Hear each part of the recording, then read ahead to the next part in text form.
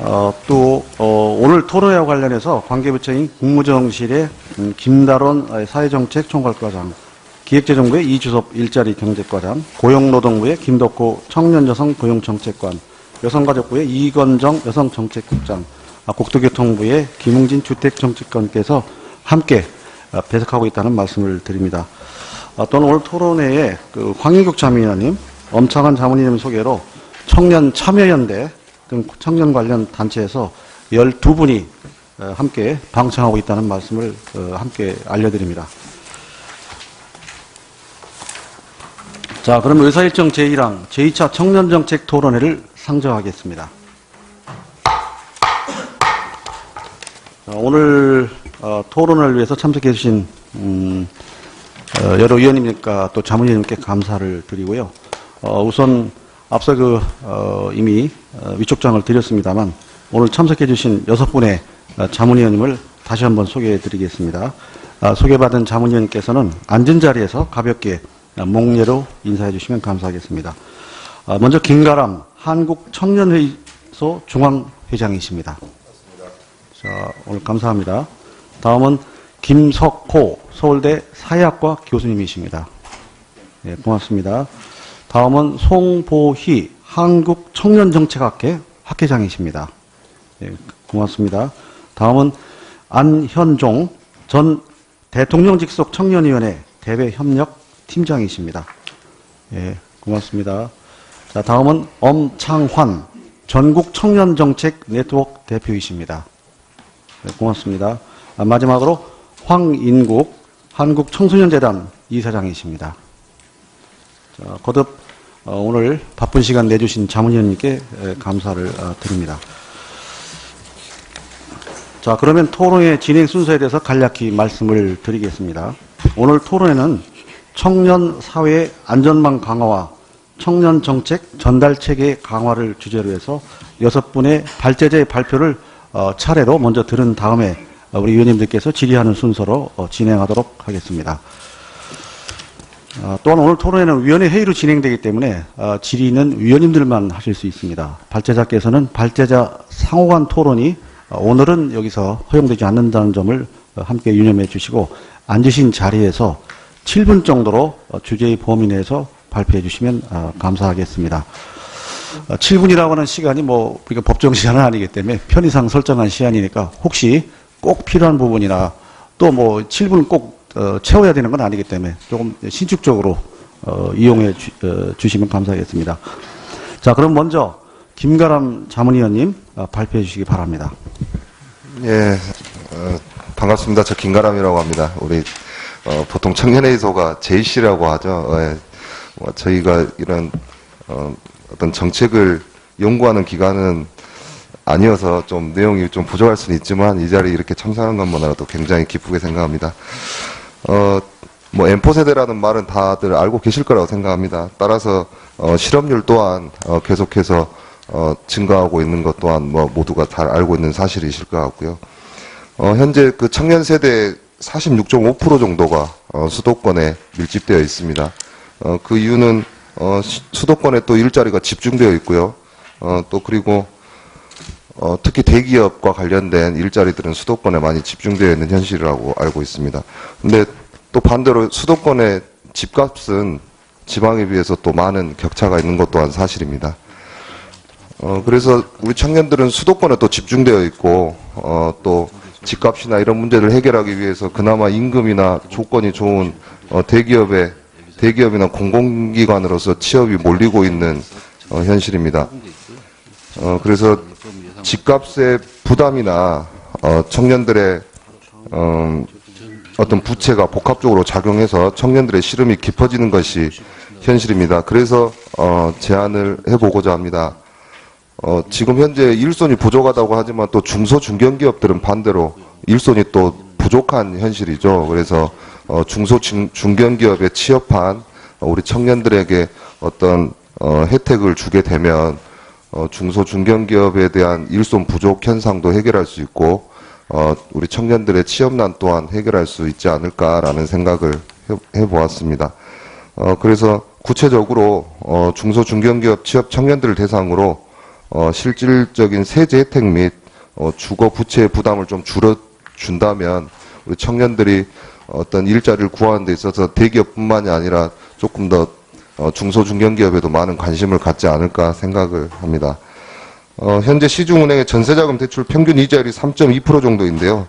우리 중소중견기업에 취업한 청년들에게 어떤 그 이자를 약간 보존해 준다든지 그렇다라고 하면 임금 격차도 좀 해소할 수 있을 것 같고 중소중견기업에 취업하고자 하는 청년들에게도 나름대로 좀 메리트가 생길 것 같습니다.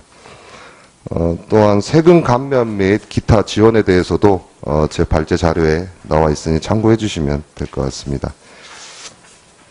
그래서 뭐 여러 가지 해결 방안이 있겠지만 저희는 중소중견기업에서 반대로 겪고 있는 취업난을 해결함과 동시에 또 중소중견기업에 취업한 청년들에게 나름대로 이런 혜택을 준다면 두 가지 모두 좀 충족할 수 있는 좋은 기회가 되지 않을까 그렇게 생각합니다. 예, 이것으로 발표는 마치겠습니다. 감사합니다. 네, 뭐 시간을 많이 절약해 주셨는데, 하여튼 뭐 지금 청년 세대의 경제활동 환경 변화에 대한 실질적인 그 대상의 한 분으로서 어려운 고충을 말씀해 주셨습니다. 하여튼 자 감사하고요. 자 그러면 다음은 우리 김석호 자문위원님 발표해 주시기 바랍니다. 예, 안녕하십니까. 저 서울대학교 사회학과에 있는 김석호라고 합니다. 지금 제가 이제 여기에 오게 된 계기는 지금 제가 이제 서울대학교 사회발전연구소 소장을 맡고 있는데요. 저희 연구소 내에 미래세대 연구센터라는 그 연구 조직을 한 3년 전부터 운영해 오고 있습니다. 그래서 실제 어떤 실질적인 정책 어떤 결과에 이제 어떤 기초 자료로 활용될 수 있는 자료의 축적과 연구 결과의 생산을 지금까지 해오고 있고요. 아마 오늘 말씀드린 내용도 이제 다른 분들이 그 말씀해 주실 내용보다는 조금 이론적이고 좀 재미가 없을 수도 있겠습니다. 그 시간을 절약해 주신 게 그 제가 좀 길게 해도 되는 겁니까, 위원장님? 예, 꼭 필요한 말씀이면 너무 7분이라는 시간에 너무 구애받지 마십시오. 알겠습니다. 저희는 아까 말씀드린 대로 이제 연구팀을 구성해서 지난 한 3년간 교수 한 5명 정도가 계속 연구를 해왔는데요. 현 시대를 저희는 일종의 전환기라고 파악을 하고 있습니다. 이 전환기는 뭐 어떤 이론적인 설명보다도 간단하게 말씀드리면 지금 청년의 선배 세대가 누리고 있던 어떤 삶의 정상성, 뭐 쉽게 말씀드리면 대학교 졸업하고 취업하고 가정을 꾸리고 뭐 출산과 육아를 하게 되는 우리가 그 사회적으로 아주 정상적이라고 과거에는 받아들였었던 그런 어떤 삶의 경로들이 이제는 다른 방식으로 재구성되고 있다라는 거를 의미하고요. 그런 상황, 일종의 전환기 속에서 이 세대별로 봤을 때 이제 청년 세대가 어떤 자원의 소유라는 측면에서 봤을 땐 가장 취약한 세대일 수밖에 없고 그런 전환기에 가장 어떤 사회적 위험에 노출될 수밖에 없다라는 뭐 예를 들면 실업이라든가 뭐 이런 부분들에 노출될 수밖에 없다라는 의미로 전환기라는 용어를 사용하고 있습니다. 그 전환기의 어떤 삶의 취약화에 대한 뭐 수치들이 뭐 언론이나 이런 그 정책 연구들을 통해서 이제 많이 제시되고 있는데요. 여기 이제 그림을 보시면 기본적으로 전체 취업자 비중, 그러니까 취업자 중에서 이제 청년 비중을 보시면 계속 이제 그 감소 추세에 있다라는 거고요. 이제 그림으로 나오진 않았지만 그 교육기관이나 노동시장에 없는, 그러니까 실제로 취업을 포기한 청년들이 2015년 기준으로 9.2%에 달한다라는, 뭐 2018년 기준으로 18.5%라는 뭐 이런 이제 수치들이 이제 많이 제시되고 있습니다. 그래서 근데 이제 아까 먼저 발표하신 분께서 말씀하신 것처럼, 그 양질의 일자리가 수도권에 몰려 있고, 그리고 모든 그 구직자들이 그 소위 대기업이라든가 공공기관이라든가 양질의 일자리를 원하는 상황에서 정작 청년들은 일자리가 없다고 아우성이고 그 중소기업 또는 중견기업들은 능력 있는 사람이 없다라고 불만을 표출하고 있는 상황입니다. 오늘 제가 이제 간단하게 말씀드릴 거는 이제 요게 이제 지금까지 그 청년 정책이나 청년 연구자들의 어떤 기본적인 접근 방식이었는데요. 일자리나 주거나 어떤 가족이나 결혼이나 이런 문제들을 중심으로 이제 접근을 했었는데, 쉽게 말씀드리면 정부의 어떤 정책들이 굉장히 이제 청년을 대상으로 많이 이루어지고 있는데, 몇 가지 이제 문제점을 가지고 있고, 그 문제점들이 저희가 보기에는 지나치게 일자리, 주거, 출산, 결혼의 문제에 집중되어 있고, 특히 일자리 문제에 이제 집중되어 있기 때문에, 현재 청년들한테서 나타나는 어떤 변화의 어떤 양상이라든가, 그리고, 인구 구조의 변화라든가, 뭐 이런 것들을 중장기적으로, 전망하지 못한다라는 지적을 하고 싶습니다. 그리고 그런 어떤 변화, 다시 말해서 그런 변화들을 고려했을 때 청년 정책은 일자리뿐만 아니라, 노동의 의미라든가 문화라든가 어떤 그 청년 세대 내 이질성이라든가, 그러니까 청년 세대도 같은 청년이 아니라 이제 다른 청년들, 그러니까 사회경제적 자원이 에 있어서의 어떤 격차라든가 어떤 문화적 다양성이라든가 또는 정치화의 문제들, 뭐 이런 문제들을 동시에 고려하는 청년 정책이 우리도 좀 그려볼 필요가 있지 않나라는 말씀을 드리고 싶고요. 그래서 이제 그 정부의 청년 정책에 대한 진단을 간단하게 이제 6가지로 말씀을 드릴게요. 그 전에 이제 20페이지 보시면 표 1이, 제가 이제 2018년 1월 기준으로 해서 정부 부처별 청년 정책을, 정리해 본 겁니다. 여기 보시면 어떤 정책 내용과 대상과 그리고 실제로, 어떤 그 정책들을 수행하고 있는지를 얘기하고 있는데요. 이 항목, 맨 오른쪽에 보시면 항목들을 보시면 대부분 일자리 문제에 집중해 있다는 걸 알 수 있고요. 여기에서 고용노동부 거는 제가 실수로 아마 누락한 것 같습니다. 참고하시고요. 뭐 궁금해 하실 것 같아서 요 그림은 간단하게 설명드리면, 정부의 정책의 문제점을 정리하기 전에 설명드리면, 여기 이제 17페이지에 흑수저, 금수저 나와 있잖아요. 이게 뭐냐면 저희가 지금 서울대학교 흑수저 연구를 하고 있습니다. 그래서 이제 서울대학교에 다니는 학생들을 인터뷰를 하고 있는데, 스스로를 흑수저라고 생각하는 학생들의 의식구조와 금수저라고 생각하는 학생들의 의식구조인데요. 흑수저라고 생각하는 학생들의 의식구조를 보면, 취업이라든가 안정적인 삶, 소소한 행복, 뭐, 소박함, 부모, 뭐, 이런 것들에 집중해 있는 반면, 스스로를 금수저라고 이제 아이덴티파이, 그러니까, 스스로 생각하는 학생들은, 그 미래의 어떤 직업적 전망이라든가 전문성, 연구, 그리고 이제 교수와 관련된 어떤 학점들, 뭐 이런 것들에 이제 집중해 있는 걸 알 수 있습니다. 그래서 이 흑수저와 금수저라고 불리는 학생들이, 그러니까 스스로를 그렇게 생각하는 학생들이, 의식구조 자체가, 그리고 어떤 삶의 전망이라는 게 이렇게 큰 차이가 있다라는 점을 보여주고 있고요. 이게 이제 이런 그림을 보여드리는 이유는, 기본적으로 정부의 청년 정책이 보다 좀 중장기적인 전망을 가지고 이런 다양성을 포괄하는 방향으로 나아갔으면 좋겠다라는 바람에서 이제 말씀을 드립니다. 18페이지 보시면, 지금까지 마지막 패러그래프입니다. 저는 지금까지 정부가 내놓은 정책의 문제점들을 한 6가지 정도로 정리를 했습니다. 첫 번째는 근시안적 접근, 이건 좀 전에 말씀을 드렸죠. 뭐냐면 인구 구조라는 게 2040년 이후에 이제 급격하게 역삼각형 인구 구조로 변할 걸로 예상이 되고 있고, 근데 이제 지금 아까 그 표에서 보신 정부의 정책들은 어떤 단기적인 어떤 대증적 처방.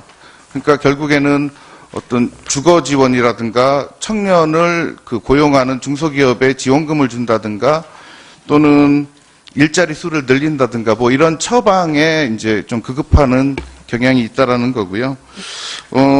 두 번째는 아까 말씀드린 대로 그 여러 가지 측면이 존재함에도 불구하고 그런 어떤 그 일자리 주거 문제에 너무 지나치게 초점을 두고 있는 게 아닌가. 그래서 이제 단면적 접근을 하고 있는 게 아닌가라는 지적을 해놨고요. 세 번째는 이제 연구자로서 느끼는 한계인데요.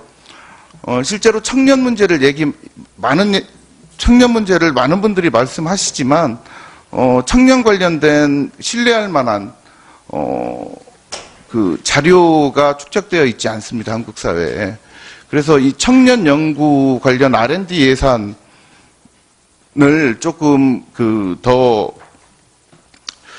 배정을 하고 그런 연구 결과들을 축적해서 정책으로 이어지게 하는 선순환이 필요하다라는 생각을 가지고 있고요.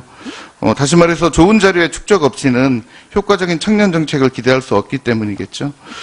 그리고 그 다음으로는 비체계적 접근이라고 했는데 이거는 여기 이제 편집이 좀 잘못된 것 같은데 앞에 뒤에 표에 보시면 이 정부의 정책이 23페이지 표 2 한번 보십시오. 23페이지 표 2 보시면 청년 지원 정책인데 사실 비슷한 일을 하고 있는 겁니다. 아마 각 부처는 서로 다른 일을 하고 있다라고 생각을 하시겠지만 실제로 어떤 정책의 내용이라든가 어떤 효과라든가 기대 효과라든가 이런 것들이 좀 중복이 심하다라는 말씀을 드리고 싶고요. 그리고 뭐 따로 설명을 안 드려도 이 청년 정책이 지나치게 중앙 수도권 중심적이라는 거고 그렇다고 해서 지방의 청년들을 고려하지 않는다라는 게 아니고 그 지역의 어떤 특색이라든가 그 지역으로 청년 인구를 유인할 수 있는 정책들이 부족하다라는 지적을 할 수 있겠습니다. 그리고 여섯 번째로는 마지막으로 말씀드리면 이 청년들을 지나치게 정책의 수동적 수혜자로 보는 경향이 있습니다. 근데 이제 지금 청년 문화나 청년의 어떤 정치 참여 양상을 보시면 청년들이 어떤 대안적 문화 활동이라든가 어떤 사회적 가치에 입각한 사회적 경제라고 하는 여러 가지 이제 방식으로 기존의 어떤 운동의 문법과는 다른 문법으로 정치 조직화해 나가고 있습니다. 그래서 이 정치권, 정책 결정 과정에서 항상 과소대표될 수밖에 없는 이 자신들의 문제를 스스로 해결하고자 노력하고 있는데요. 실제로 그들에 대한 어떤 지원이라든가 청년 시민사회 활성화에 관한 그 정책들이 전무하다라는 말씀이고요. 그래서 22페이지 보시면 향후 이제 정부의 청년 정책과 입법의 방향이 어떠해야 하냐라고 했을 때 지금까지 제가 이제 설명드린 내용을 보완하는 방식으로 이루어지면 될 거다라는 거고요. 그래서 좀 간단하게 끝내겠습니다. 장기적 전망을 좀 가졌으면 좋겠다. 그리고 두 번째로는 이 정책의 중복이 있으면 항상 정책의 사각이 발생할 수밖에 없겠죠. 그러니까 뭔가 효과가 금방금방 나타나는 것들이라든가 뭔가 훨씬 더 중요해 보이는 것들에 집중하다 보면 실제로 정책 사각이 발생할 수밖에 없고 청년 일자리 정책도 지금 보면 지나치게 대졸 취업자 중심입니다. 예를 들면 그러니까 고졸의 어떤 고졸 청년의 어떤 취업이라든가 이런 문제들에 대해서는 어떤 정책들이 쉽게 잘 관찰되지 않는 그런 일들이 생기고 있고요. 그래서 이제 이런 중복과 사각을 방지하기 위해서 좀 총체적으로 전체 그림을 보면서 이 청년 정책을 부처 간에 좀 조율했으면 좋겠다라는 생각을 가지고 있어서 이제 총체적 접근이 필요하다고 말씀드리고 있고요. 세 번째로는 아까 이제 R&D 예산도 말씀드렸고, 청년 관련 연구 결과와 자료의 축적이 필요하다라고 했을 때, 좀 그런 면에서 봤을 때, 그런 것들이 축적되고, 이 근거 중심형 청년 정책이 보다 보편적이 됐으면 좋겠는데 지금은 이 청년 관련된 어떤 논의들이 지나치게 담론적이라는 거죠. 그래서 좀 근거 중심적 청년 정책을 위한 뭐 자료 수집 체계라든가 연구 기관이라든가 이런 센터라든가 뭐 이런 것들을 정부 차원에서 좀 고려해 볼 필요가 있다라는 거고요.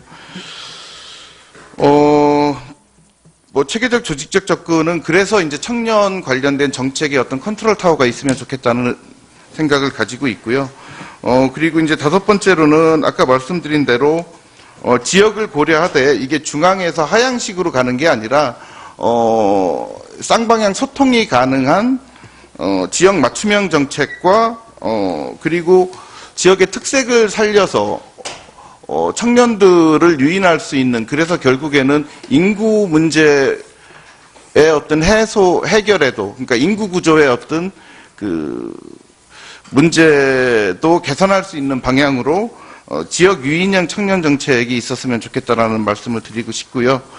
그리고 마지막으로 아까 말씀드린 대로 이 청년들이 어떤 정치를 통해서 자신들의 목소리를 지속적으로 내고 자신들의 어떤 이해를 이 정책 그 영역에서 과소대표되지 않게 하려면 이들의 목소리를 담을 수 있는 채널이나 조직들에 대한 지원들이 있어야 되고, 실제로 정당이나 정부는 그들과 소통 채널을 계속 유지해야 된다라는 말씀을 드리고 싶습니다.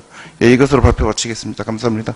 네, 김석호 참의원님 말씀 감사합니다. 사실 우리가 지금 일자리 뭐 주거, 결혼 문제 빨리 무슨 아주 큰 성과가 나기를 지금 정부도 바라고 있고 정치권도 바라고 국민들 바라고 있는데, 그게 아니라 우리 청년 현실에 대한 진단과 또 청년 정책에 대한 진단, 그리고 앞으로 우리 그 정부의 청년 정책의 어떤 방향을 제시해 주셨는데 아주 공감하는 분이 많습니다. 감사하고요. 자, 다음 우리 송보희 자문위원님 발표해 주시기 바랍니다. 예, 안녕하세요. 한국청년정책학회 송보희입니다. 먼저 이 자리에 불러주셔서 이렇게 발제를 하게 해주신 점에 대해서 대단히 감사하게 생각합니다. 저는 오늘 이 자리에서 가장 청년들에게 필요한 주거 문제와 그리고 청년 정책의 효능감을 높일 수 있는 정책 전달 체계 강화에 대한 부분에 대해서 말씀드리고 싶습니다. 그리고 그간 청년들의 어려운 실태는 너무나도 많이 알고 계실 거라 믿고 주로 정책 제안 중심으로 준비를 해보았습니다. 청년 주거 문제가 굉장히 심각한 이유는 청년들이 아직 그 일자리에 나아가지 못한 상황에서 실제로 현금이라는 그 주거 비용이 드는 부분 때문에 문제가 된다고 생각합니다. 그래서 정부에서도 굉장히 많은 주거 지원 정책이 집행되고 있지만 이 정책에서 가장 큰 문제점은 실효성이 적다는 데 있습니다. 현재 단계에서는 수요 대비 공급을 전폭적으로 확대해야만 지금 지원이 절실한 청년들이 해당 정책의 수혜를 적시에 받을 수 있다고 생각합니다. 2016년 기준으로 국내 전체 주택수 대비 공공임대주택수 비중은 6.8%에 그칩니다. 2007년에 비해서는 단 1.7% 증가에 그치고 있고요. 20년 이상 장기간 임대되는 공공임대주택 비중의 경우에도 5.6%에 해당합니다. OECD 평균 기준은 8%에 해당하고 이에 비해서 우리나라의 공공임대주택 비중은 너무나도 적은 부분입니다. 이러한 공공임대주택의 전면적 확대를 통해서 수요가 안정이 된다면 나중에는 부동산값 그리고 임대료 값의 하락을 효과를 부가적으로 불러일으킬 수 있을 거라고 생각되어지지만 이 부분에 대해서의 실질적 검증은 연구가 추후 필요하다고 생각합니다. 그래서 저는 이 청년 주거 안전망에서 가장 첫 번째 정책 제언으로는 공공임대주택의 10% 전면적 확대입니다. 또한 이 전면적 확대는 장기간에 걸친 점진적 확대가 아닌 단기적 확대를 저는 말씀드리고 싶습니다. 하지만 현실적으로 이런 공공임대주택을 확대하기 위해서는 재정적 부담이 클 수밖에 없습니다. 공공임대주택 공급에 있어서는 다른 해외 나라에서 봤을 때 우리나라처럼 중앙정부와 지자체로 집중되어 있는 것이 아니라 비영리 조직이나 주택조합 그리고 영리 조직과 개인의 비중이 크게 나타나고 있는 실정입니다. 네덜란드의 경우에도 민간 조직인 주택협회 등의 공적 보조금을 받지 않고 순수하게 민간 자원으로 운영하고 있는 경우도 많습니다. 이와 같이 우리나라도 공공임대주택의 10% 전면적 공급 확대를 단기간에 이뤄내기 위해서는 중앙정부와 지자체에 집중되어 있는 이 공급 주체를 민간과 비영리, 사회 쪽으로 많이 퍼뜨리는 것이 중요하다고 생각되어지고요. 또한 신규 건설 방식보다는 기존의 미분양 주택을 활용하는 방안으로서 이 10%의 확대를 일으켰으면 좋겠습니다. 주택 및 전세 가격 등이 혼인율과 출산율의 중요한 결정 요인이라는 점을 시사하는 선행 연구도 존재하는 바 있습니다. 이렇게 청년의 주거 문제에 있어서는 단순히 그 시간에만 존재하는 문제가 아니라 향후 이 저출산이라는 문제에 있어서도 큰 결정 요인이라고 생각합니다. 두 번째 주거 안전망에 대한 정책 제안은 빈집 활용에 대한 거주 공유 제도를 제안하는 바입니다. 아까 말씀드렸듯이 현금성 주거비 부담은 청년에게는 너무나도 부담일 수밖에 없습니다. 그리고 또한 높은 주거 비용에 비해서 주거의 질도 너무나도 현저히 떨어지는 상황입니다. 특히 청년 구직자의 경우에는 길어지는 구직 기간에는 별도의 수입이 없는 상태에서 이 주거비를 감당하기 위해서 아르바이트를 하고 또 불안감에 쌓이는 등의 그 취업 준비를 마음 편히 할 수 없다는 점도 크게 심리적인 부분의 문제점이라고 생각되어집니다. 그렇기 때문에 이러한 일자리 문제에 있어서도 일자리를 창출해주고 제안해주는 것도 중요하지만 실적, 물적 안전망을 설계해준다는 차원에서 이 주거 안전망은 굉장히 중요한 사안이라고 생각되어집니다. 이 청년 대상 주거 지원의 경우에는요, 기존의 빈집과 미분양 주택을 활용하는 방안을 말씀드리고 싶습니다. 현재 우리나라 전국의 빈집 기준, 2015년 기준은 107만 호에 달하고요, 전체 주택의 6.5%에 해당합니다. 수도권의 경우에도 굉장히 많은 빈집이 존재하는 것을 알 수 있는데요. 시도별 빈집 증가량을 예측한 결과 2050년에는 이러한 전국 빈집이 302만 호로 전체 주택의 10%에 증가할 것이라고 추정되고 있습니다.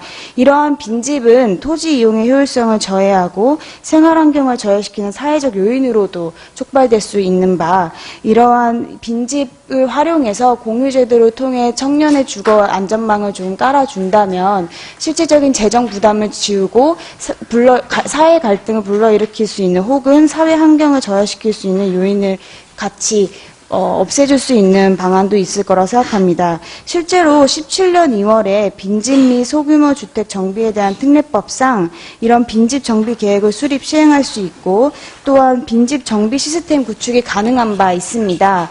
정부 주도로 빈집 정비 과정에서는 이런 빈집 소유자와 청년 간 매칭을 통해서 일정 계약 기간 동안 상호 인센티브가 될 수 있도록 주거 정책 지원을 설계한다면 충분히 가능할 것이라고 생각합니다. 또한 정부뿐만이 아니라 민간 주도로 해서 이러한 빈집 거주 공유 사업을 진행할 의사가 있는 청년 소셜벤처나 혹은 스타트업 혹은 중소기업 등을 선정해서 이러한 빈집 정비 시스템을 활용해서 사업을 활성화시키는데 지원을 해주는 것도 큰 방안이 될 수 있을 것이라고 생각합니다. 이 뒤에 영국 로이 가디언스 스타트업의 경우에도 그 8만 명에 육박하는 청년 홈리스를 연결해서 주거 문제를 해결하기 위해 이 위워크 제도를 활용하고 있고요. 이를 통해서 현재는 2017년 11월 기준으로는 200명을 입주했지만 점차 확대되어 가고 있는 상황이라고 합니다. 다음은 정책 전달 체계 부분인데요. 사실 청년 정책의 가장 큰 문제점은 정책의 가지수나 예산은 굉장히 많음에도 불구하고 효능감과 체감도가 없는다는 데 있습니다. 그 부분은 현재 실시 중이거나 확대될 청년 정책의 실효성과 체감도를 높일 수 있는 방법으로 지원 협력 체계 구축에 제안하는 바입니다. 특히 일자리의 경우에는 일자리를 포함한 청년 정책의 경우에는 중앙정부와 지방정부, 그리고 각 지역에 있는 교육기관과 지원센터, 그리고 수행조직과 위탁기관 등의 역할이 재조정되고 연계되는 지역협력 체계를 기반으로 제도 설계가 필수적입니다. 그렇기 때문에 중앙정부와 국회는 청년 정책에 대한 종합 목표와 비전을 수립하고 이에 따른 정책 과제와 법제도 개선을 통해서 방향성과 직접적인 솔루션을 제시하는 데 역할을 해야 합니다.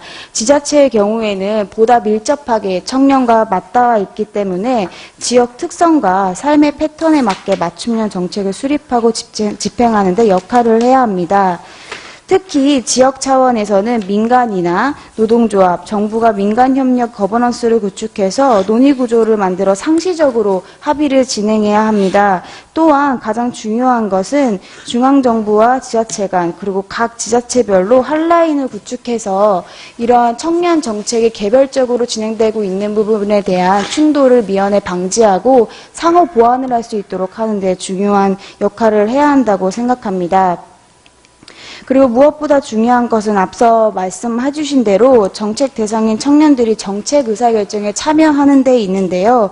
이러한 청년들의 의사가 반영될 수 있도록 회의체가 구성되고 그 회의체가 보다 공고히 장기적으로 그리고 상시적으로 이루어지는데 법제도 개선이 실시돼야 된다고 생각합니다.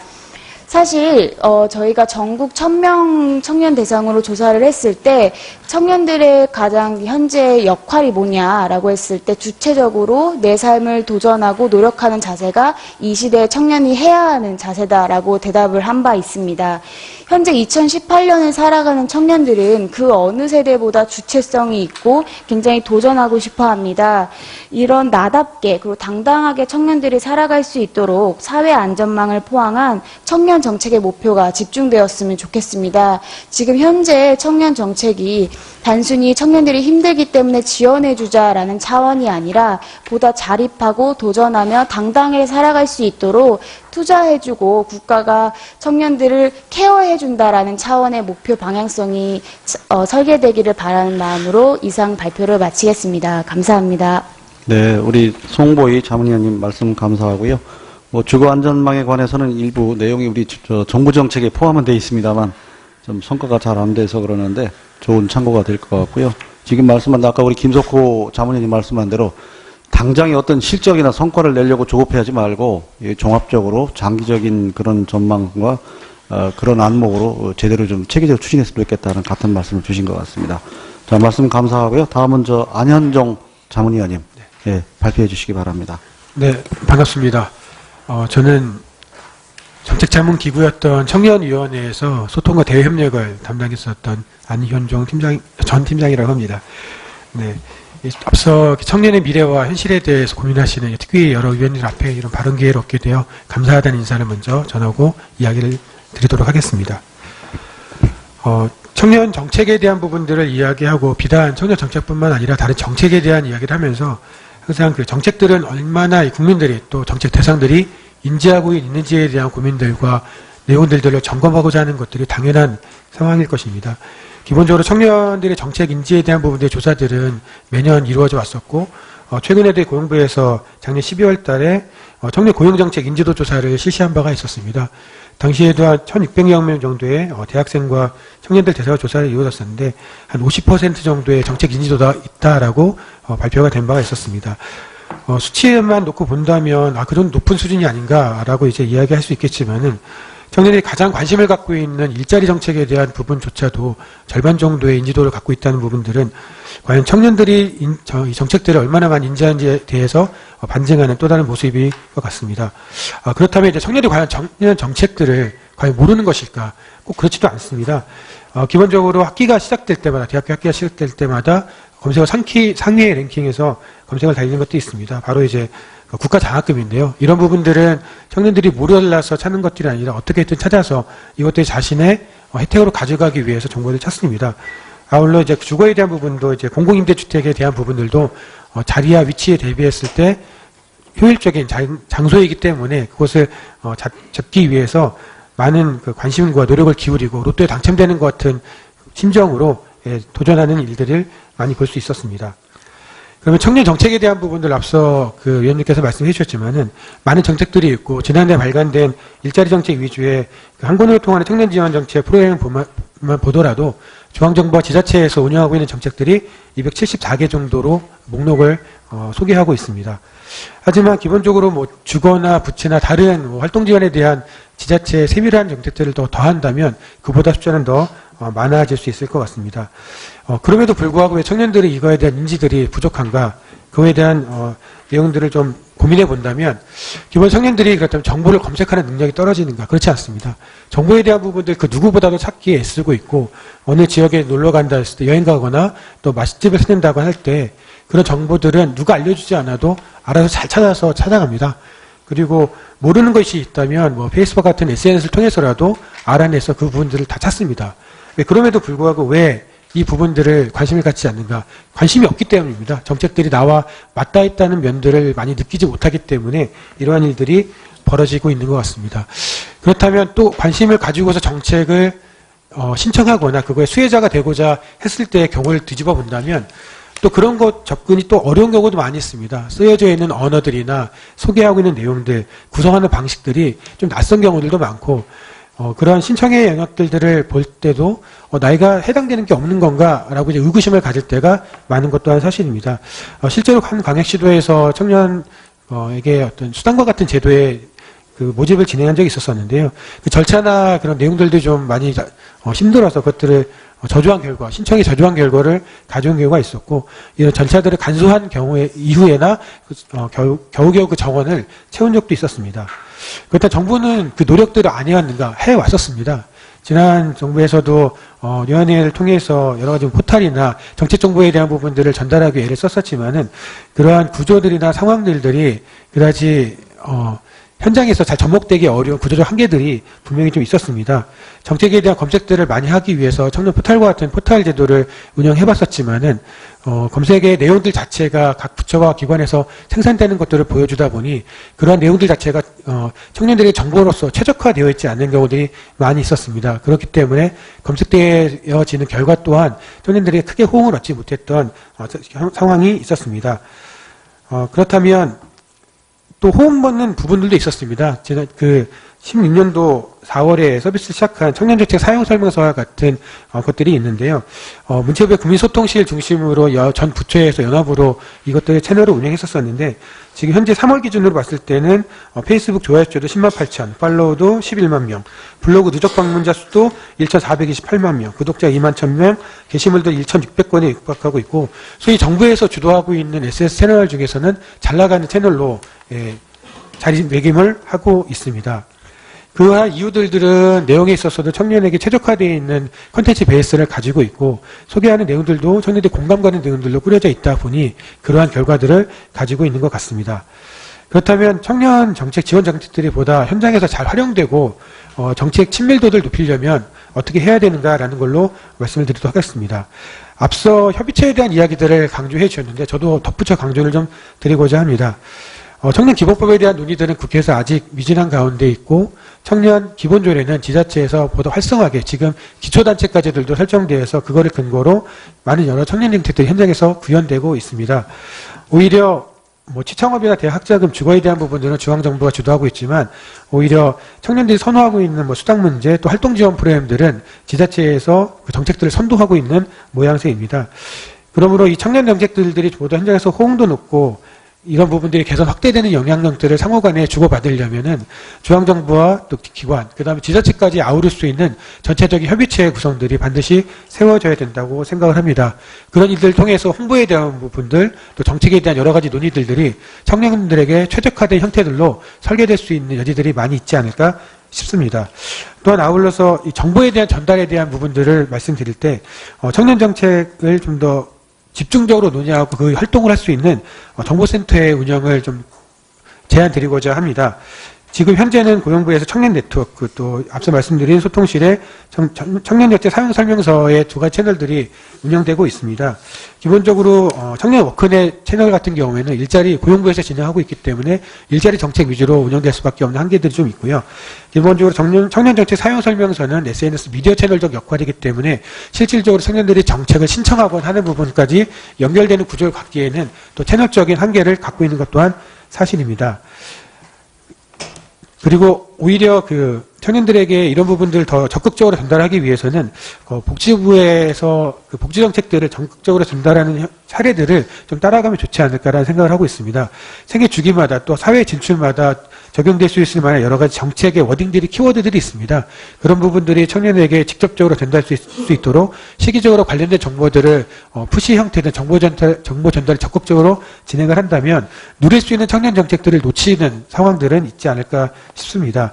그 다음에 정보 제공의 방식에 있어서도 좀 더 적극적으로 전달할 수 있는 방향들을 좀 선택해서 이런 부분들이 청년에게 최적화된 정보의 형태들로 큐레이팅되고 전달될 수 있도록 하는 인터페이스들도 가져갈 수 있으면 좋다는 생각을 하고 있습니다. 그리고 하나 덧붙여 말씀을 드린다면 청년 정책들을 꼭 소개를 정부 차내에서만 해야 되는 법들은 아닙니다. 청년들이 일자리 포털이나 아르바이트 포털들은 늘 찾아가고 매일매일 수회도 방문하는 곳들입니다. 오히려 그러한 지점들 속에 청년 정책들을 소개하는 내용들을 실른다면 오히려 더 손쉽게 또 가까이 정책들을 만날 수 있지 않을까라는 생각이 있습니다. 끝으로 이 청년 정책의 어떤 저변들을 확대하기 위한 마지막 제안 하나 드리도록 하겠습니다. 현장에서 청년들 만나면서 가장 많이 요구받는 것들이 바로 공간에 대한 이야기들입니다. 청년들의 이야기를 같이 나눌 수 있는 공간, 또 정책에 대한 논의를 할 수 있는 공간이 필요하다. 하지만 정부나 시에서 이 공간들을 마련하기 위해서는 예산적인 또 상황적인 한계에 많이 부딪힐 수밖에 없습니다. 때문에 지금 현재에서도 민간에서는 자기들이 개발하고 있는 공간들의 청년 공간들을 쉐어해서 적용하는 사례들이 종종 나타나고 있는데요. 이런 부분이 좀 더 활성화되어서 청년들이 활동할 수 있는 거점 공간들이 좋은 자리에 또 접근하기 좋은 장소들에 세워질 수 있는 민간 협력들이 이어진다면 좀 더 청년 정책들도 세밀화되고 청년들이 원하는 정책들이 많이 만들어질 수 있는 적용될 수 있는 계기들이 있을 수 있을 거라 생각합니다. 네, 이상입니다. 네, 우리 안현종 자문위원님 여러 가지 좋은 말씀 감사합니다. 정말 이게 청년들을 위한 정책에 청년이 주체가 되지 못하고 있다. 우리한테 좀 따끔한 지적인 것 같습니다. 근데 우리가 정부 각 분야에서 어떤 정책을 형성하거나 이렇게 선택을 할 때 늘 매번 그 수요자 중심으로 하자. 청년 정책은 청년을 위한 또 청년을 위해서 해야 되는데 그게 계속 강조가 되고 지적하고 고치겠다고 하는데 또 새로운 정책 만들면 또 그렇게 되는 게 잘 모르겠는데 정말 절실하게 이런 부분들을 좀 우리가 인식을 하고 앞으로 정부의 정책이나 여러 가지 그런 일들이 정말 수요자 그 정책의 서비스의 제공을 받을 사람, 제공하는 사람이 아니라 그 사람 중심으로 확실하게 좀 바뀌었으면 좋겠습니다.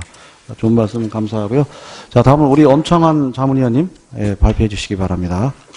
네, 안녕하세요. 전국 청년정책 네트워크 엄창환입니다. 저는 오늘 지방정부 청년정책 흐름을 기준으로 중앙정부 청년정책의 필요와 정부와 국회에 꼭 챙기셨으면 하는 것들을 이야기 드리고자 토론문을 전달 드렸는데요.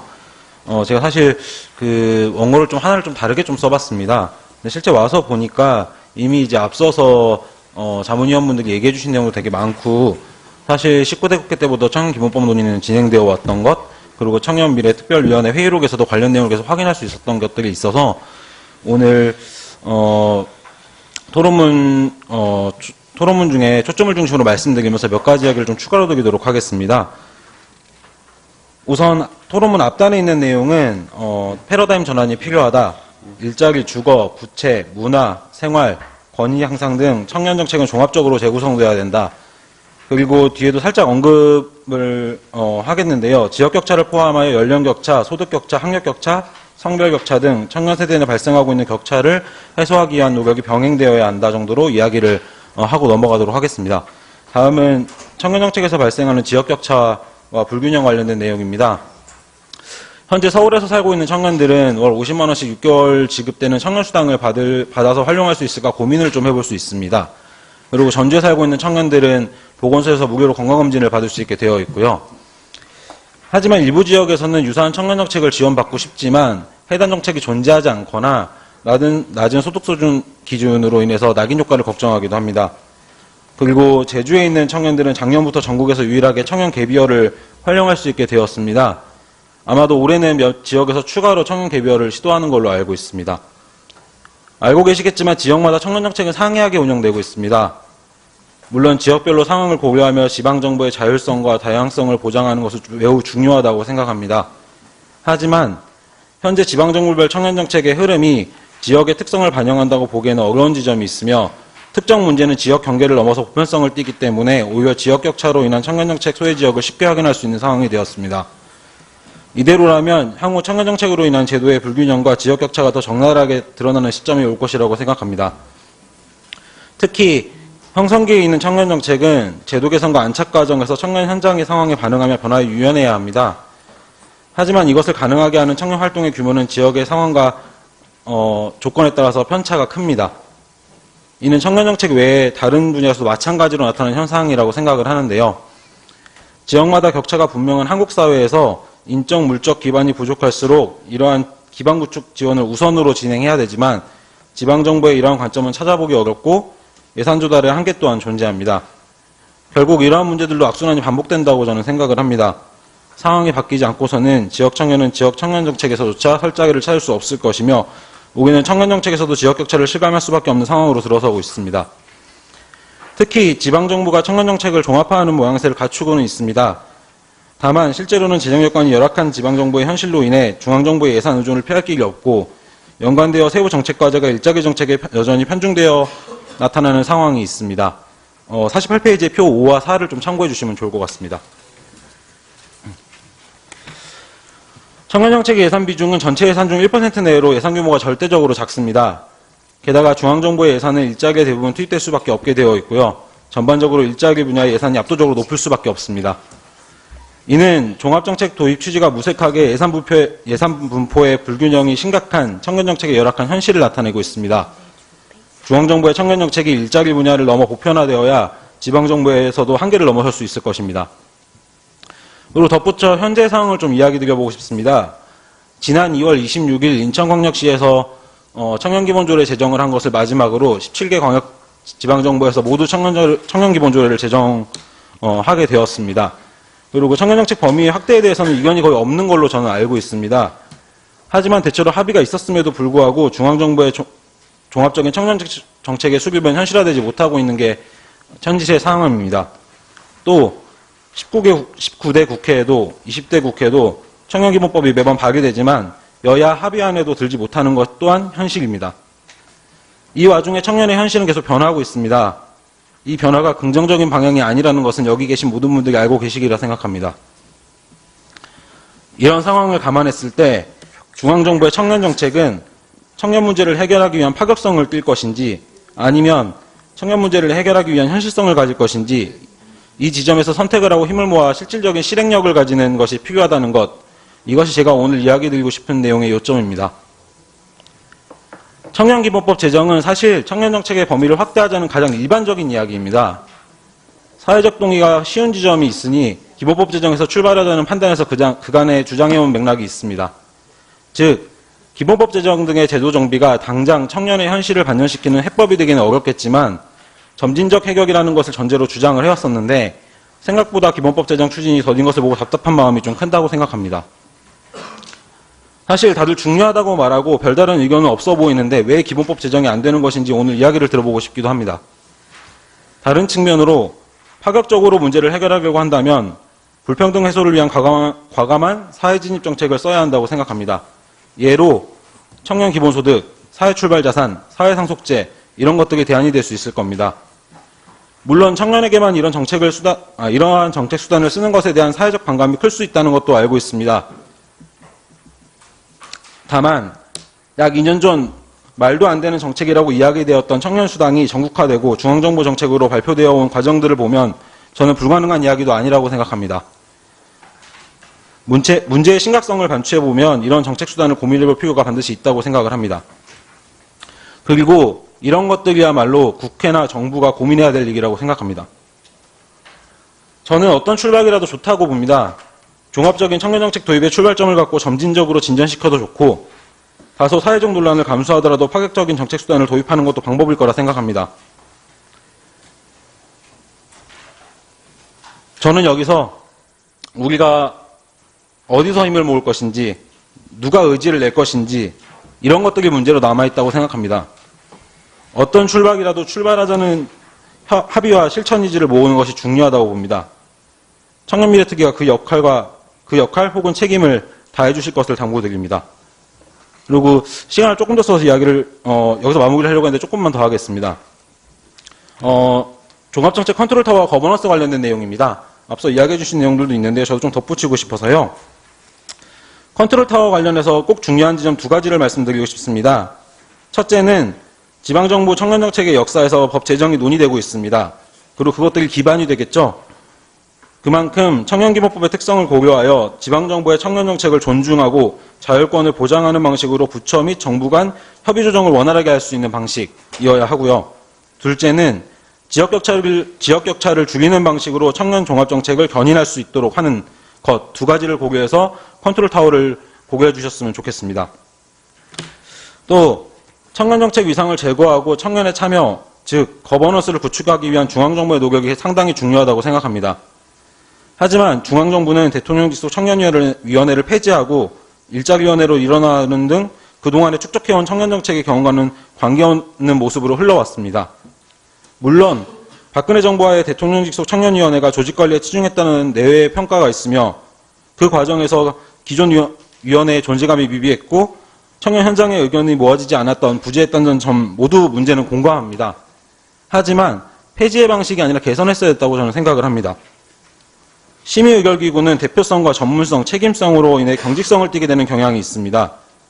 청년이 조직되지 않은 집단이라는 것을 고려했을 때 더 원활하게 민간의 의견을 듣는 창구로서 청년정책이 수립 시행되는 과정에 현장의 목소리를 반영하는 역할로서 지방정부 참여기구의 위상을 중앙정부에서 구조할 수 있는 방안을 다시 마련해야 된다고 생각합니다.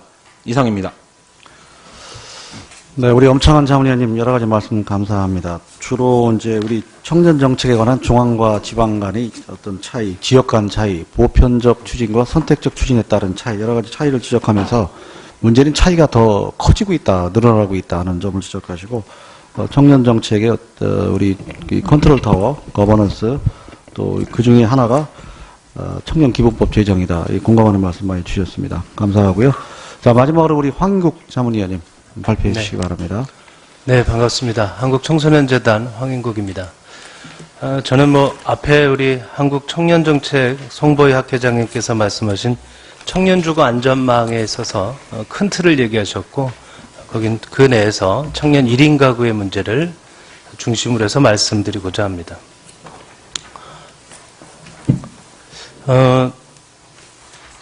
지금 우리들이 언론이나 방송 연예들을 통해서 보게 되면 1인 가구에 있어서는 굉장히들 멋지고 여유롭고 멋있는 이런 것들로 표현들이 됩니다. 일코노미, 욜로족, 싱글 쇼퍼.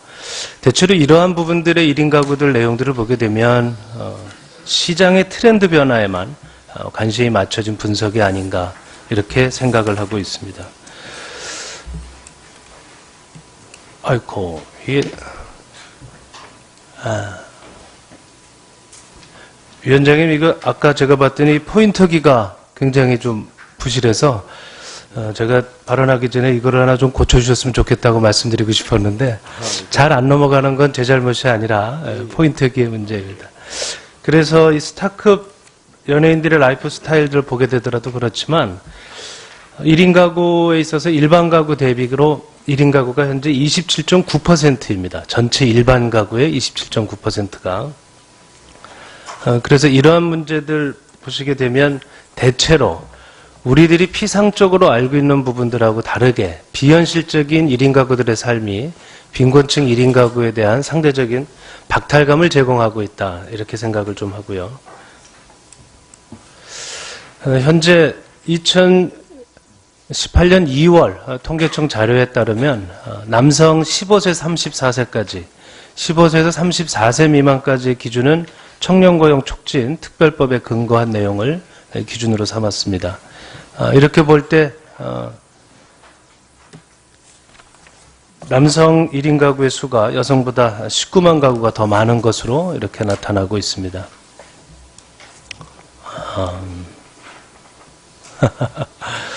자, 그냥 제가 이 원고 보고 말씀드릴게요. 잘 안 되네. 책자는 있습니다. 네네, 글자가 작아서 그랬는데. 자, 그렇게 해서 전체적으로 방금 전 말씀드린 대로 일반 가구 전체 속에서 다시 또 보게 되면 1인 청년 가구들의 가구 비율은 1인 가구 중에서 또 28%입니다. 28%. 실제로 전체 일반 가구에서 1인 가구가 27.9%, 그 속에서 청년, 34세 미만의 청년 1인 가구들이 또 28%. 보시는 분들의 입장에 따라 다르겠지만 저는 그렇게 결코 적은 숫자가 아니다라고 생각을 합니다. 대체로들 인식하고 계시겠지만 청년 1인 가구들의 한번 건강을 살펴보겠습니다. 다인 가구에 비해서 아침 식사 결식률이 어찌 보면 당연하게도 청년 1인 가구가 훨씬 높습니다.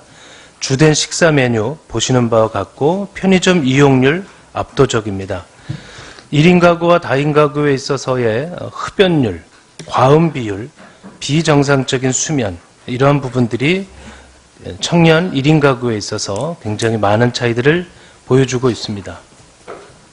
다음 페이지는 청년 1인 가구의 그 주거 실태입니다.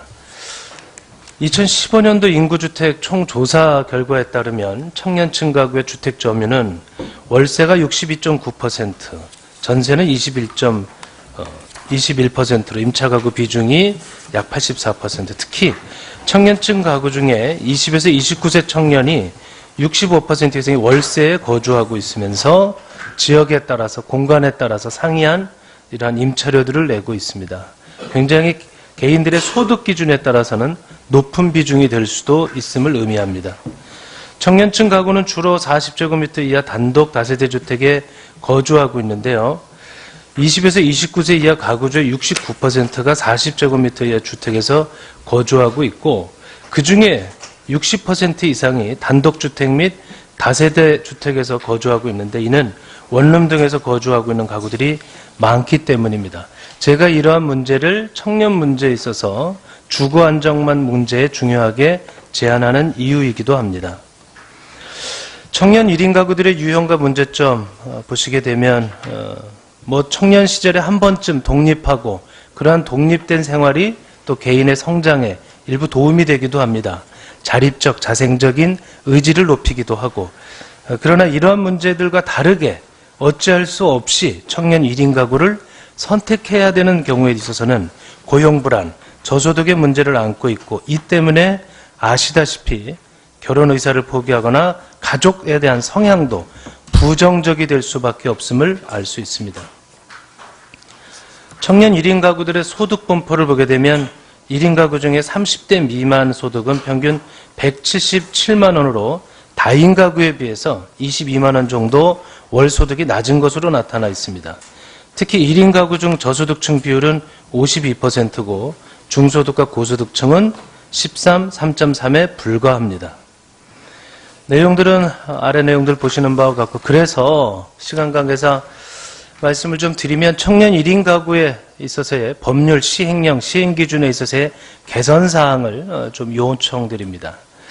일단은 먼저 1인 가구가 70% 이상인 다가구, 다세대 주택에 대한 개념과 용어가 특정되어질 필요가 있다라고 제안드립니다.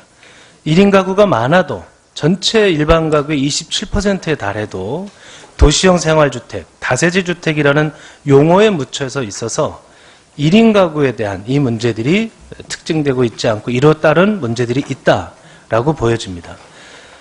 또 부동산 기본 임차 면적에 있어서 하한선의 정의가 좀 필요하다. 1인 가구원에 대한 현재는 일반 가구, 4인 가구 위주로만 이 하한선이 특정되어 있습니다.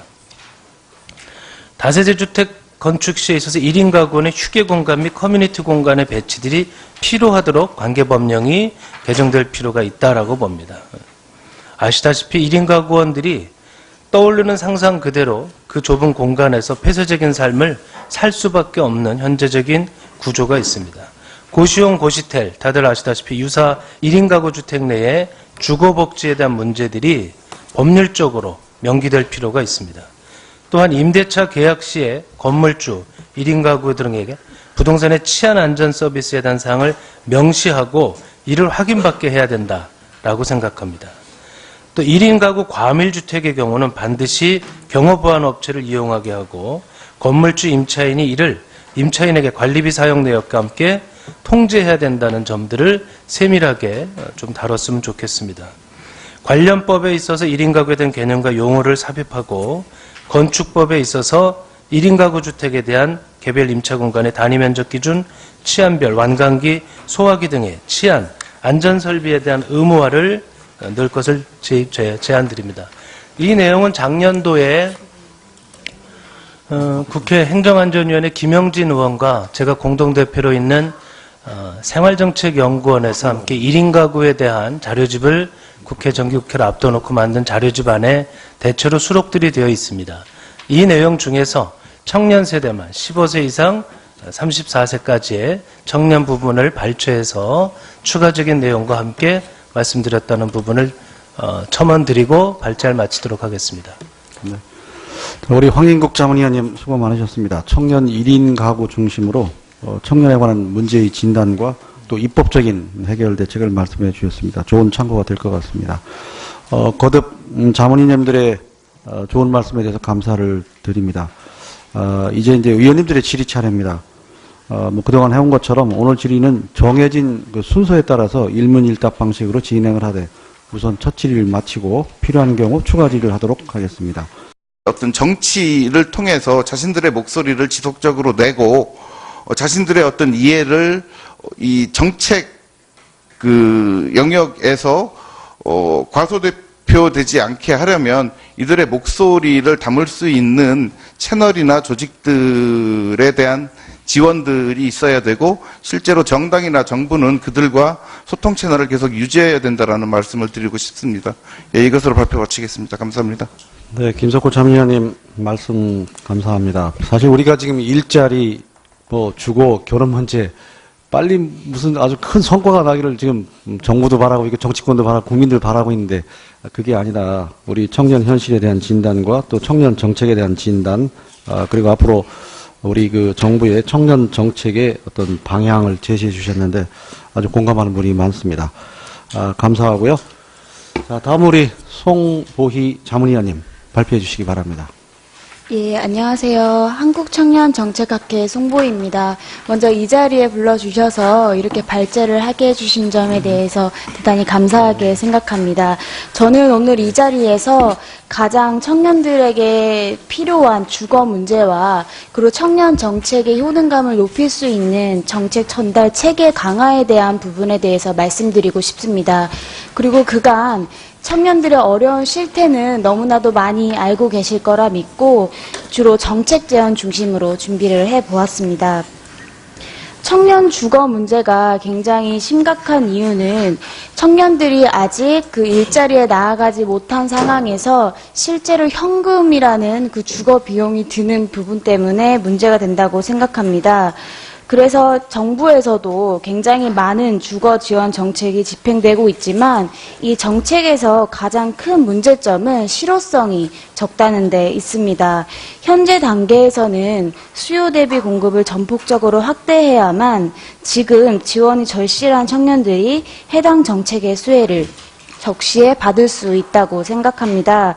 2016년 기준으로 국내 전체 주택수 대비 공공임대주택수 비중은 6.8%에 그칩니다. 2007년에 비해서는 단 1.7% 증가에 그치고 있고요. 20년 이상 장기간 임대되는 공공임대주택 비중의 경우에도 5.6%에 해당합니다. OECD 평균 기준은 8%에 해당하고 이에 비해서 우리나라의 공공임대주택 비중은 너무나도 적은 부분입니다. 이러한 공공임대주택의 전면적 확대를 통해서 수요가 안정이 된다면 나중에는 부동산값 그리고 임대료 값의 하락을 효과를 부가적으로 불러일으킬 수 있을 거라고 생각되어지지만 이 부분에 대해서의 실질적 검증은 연구가 추후 필요하다고 생각합니다. 그래서 저는 이 청년 주거 안전망에서 가장 첫 번째 정책 제언으로는 공공임대주택의 10% 전면적 확대입니다. 또한 이 전면적 확대는 장기간에 걸친 점진적 확대가 아닌 단기적 확대를 저는 말씀드리고 싶습니다. 하지만 현실적으로 이런 공공임대주택을 확대하기 위해서는 재정적 부담이 클 수밖에 없습니다. 공공임대주택 공급에 있어서는 다른 해외 나라에서 봤을 때 우리나라처럼 중앙정부와 지자체로 집중되어 있는 것이 아니라 비영리 조직이나 주택조합 그리고 영리 조직과 개인의 비중이 크게 나타나고 있는 실정입니다. 네덜란드의 경우에도 민간 조직인 주택협회 등의 공적 보조금을 받지 않고 순수하게 민간 자원으로 운영하고 있는 경우도 많습니다. 이와 같이 우리나라도 공공임대주택의 10% 전면적 공급 확대를 단기간에 이뤄내기 위해서는 중앙정부와 지자체에 집중되어 있는 이 공급 주체를 민간과 비영리, 사회 쪽으로 많이 퍼뜨리는 것이 중요하다고 생각되어지고요. 또한 신규 건설 방식보다는 기존의 미분양 주택을 활용하는 방안으로서 이 10%의 확대를 일으켰으면 좋겠습니다. 주택 및 전세 가격 등이 혼인율과 출산율의 중요한 결정 요인이라는 점을 시사하는 선행 연구도 존재하는 바 있습니다. 이렇게 청년의 주거 문제에 있어서는 단순히 그 시간에만 존재하는 문제가 아니라 향후 이 저출산이라는 문제에 있어서도 큰 결정 요인이라고 생각합니다. 두 번째 주거 안전망에 대한 정책 제안은 빈집 활용에 대한 거주 공유 제도를 제안하는 바입니다. 아까 말씀드렸듯이 현금성 주거비 부담은 청년에게는 너무나도 부담일 수밖에 없습니다. 그리고 또한 높은 주거 비용에 비해서 주거의 질도 너무나도 현저히 떨어지는 상황입니다. 특히 청년 구직자의 경우에는 길어지는 구직 기간에는 별도의 수입이 없는 상태에서 이 주거비를 감당하기 위해서 아르바이트를 하고 또 불안감에 쌓이는 등의 그 취업 준비를 마음 편히 할 수 없다는 점도 크게 심리적인 부분의 문제점이라고 생각되어집니다. 그렇기 때문에 이러한 일자리 문제에 있어서도 일자리를 창출해주고 제한해주는 것도 중요하지만 실전 물적 안전망을 설계해준다는 차원에서 이 주거 안전망은 굉장히 중요한 사안이라고 생각되어집니다. 이 청년 대상 주거 지원의 경우에는요, 기존의 빈집과 미분양 주택을 활용하는 방안을 말씀드리고 싶습니다. 현재 우리나라 전국의 빈집 기준, 2015년 기준은 107만 호에 달하고요, 전체 주택의 6.5%에 해당합니다. 수도권의 경우에도 굉장히 많은 빈집이 존재하는 것을 알 수 있는데요. 시도별 빈집 증가량을 예측한 결과 2050년에는 이러한 전국 빈집이 302만 호로 전체 주택의 10%에 증가할 것이라고 추정되고 있습니다. 이러한 빈집은 토지 이용의 효율성을 저해하고 생활환경을 저해시키는 사회적 요인으로도 촉발될 수 있는 바, 이러한 빈집을 활용해서 공유제도를 통해 청년의 주거 안전망을 좀 깔아준다면 실질적인 재정 부담을 지우고 사회 갈등을 불러일으킬 수 있는 혹은 사회 환경을 저하시킬 수 있는 요인을 같이 없애줄 수 있는 방안도 있을 거라 생각합니다. 실제로 17년 2월에 빈집 및 소규모 주택 정비에 대한 특례법상 이런 빈집 정비 계획을 수립 시행할 수 있고 또한 빈집 정비 시스템 구축이 가능한 바 있습니다. 정부 주도로 빈집 정비 과정에서는 이런 빈집 소유자와 청년과 정책 어떤 결과에 이제 어떤 기초 자료로 활용될 수 있는 자료의 축적과 연구 결과의 생산을 지금까지 해오고 있고요. 아마 오늘 말씀드린 내용도 이제 다른 분들이 그 말씀해 주실 내용보다는 조금 이론적이고 좀 재미가 없을 수도 있겠습니다. 그 시간을 절약해 주신 게 제가 좀 길게 해도 되는 겁니까, 위원장님? 예, 꼭 필요한 말씀이면 너무 7분이라는 시간에 너무 구애받지 마십시오. 알겠습니다. 저희는 아까 말씀드린 대로 이제 연구팀을 구성해서 지난 한 3년간 교수 한 5명 정도가 계속 연구를 해왔는데요. 현 시대를 저희는 일종의 전환기라고 파악을 하고 있습니다. 이 전환기는 뭐 어떤 이론적인 설명보다도 간단하게 말씀드리면 지금 청년의 선배 세대가 누리고 있던 어떤 삶의 정상성, 뭐 쉽게 말씀드리면 대학교 졸업하고 취업하고 가정을 꾸리고 뭐 출산과 육아를 하게 되는, 우리가 그 사회적으로 아주 정상적이라고 과거에는 받아들였었던 그런 어떤 삶의 경로들이 이제는 다른 방식으로 재구성되고 있다라는 거를 의미하고요. 그런 상황, 일종의 전환기 속에서 이 세대별로 봤을 때 이제 청년 세대가 어떤 자원의 소유라는 측면에서 봤을 땐 가장 취약한 세대일 수밖에 없고, 그런 전환기에 가장 어떤 사회적 위험에 노출될 수밖에 없다라는, 뭐 예를 들면 실업이라든가 뭐 이런 부분들에 노출될 수밖에 없다라는 의미로 전환기라는 용어를 사용하고 있습니다. 그 전환기의 어떤 삶의 취약화에 대한 뭐 수치들이 뭐 언론이나 이런 그 정책 연구들을 통해서 이제 많이 제시되고 있는데요. 여기 이제 그림을 보시면 기본적으로 전체 취업자 비중, 그러니까 취업자 중에서 이제 청년 비중을 보시면 계속 이제 그 감소 추세에 있다라는 거고요. 이제 그림으로 나오진 않았지만 그 교육기관이나 노동시장에 없는, 그러니까 실제로 취업을 포기한 청년들이 2015년 기준으로 9.2%에 달한다라는, 뭐 2018년 기준으로 18.5%라는 뭐 이런 이제 수치들이 이제 많이 제시되고 있습니다. 그래서 근데 이제 아까 먼저 발표하신 분께서 말씀하신 것처럼 그 양질의 일자리가 수도권에 몰려 있고, 그리고 모든 그 구직자들이 그 소위 대기업이라든가 공공기관이라든가 양질의 일자리를 원하는 상황에서, 정작 청년들은 일자리가 없다고, 아우성이고, 그 중소기업 또는 중견기업들은, 능력 있는 사람이 없다라고, 불만을 표출하고 있는 상황입니다. 오늘 제가 이제 간단하게 말씀드릴 거는 요게 이제 지금까지 그 청년 정책이나 청년 연구자들의 어떤 기본적인 접근 방식이었는데요. 일자리나 주거나 어떤 가족이나 결혼이나 이런 문제들을 중심으로 이제 접근을 했었는데, 쉽게 말씀드리면 정부의 어떤 정책들이 굉장히 이제 청년을 대상으로 많이 이루어지고 있는데, 몇 가지 이제 문제점을 가지고 있고, 그 문제점들이 저희가 보기에는 지나치게 일자리, 주거, 출산, 결혼의 문제에 집중되어 있고, 특히 일자리 문제에 이제 집중되어 있기 때문에, 현재 청년들한테서 나타나는 어떤 변화의 어떤 양상이라든가, 그리고, 인구 구조의 변화라든가, 뭐 이런 것들을 중장기적으로, 전망하지 못한다라는 지적을 하고 싶습니다.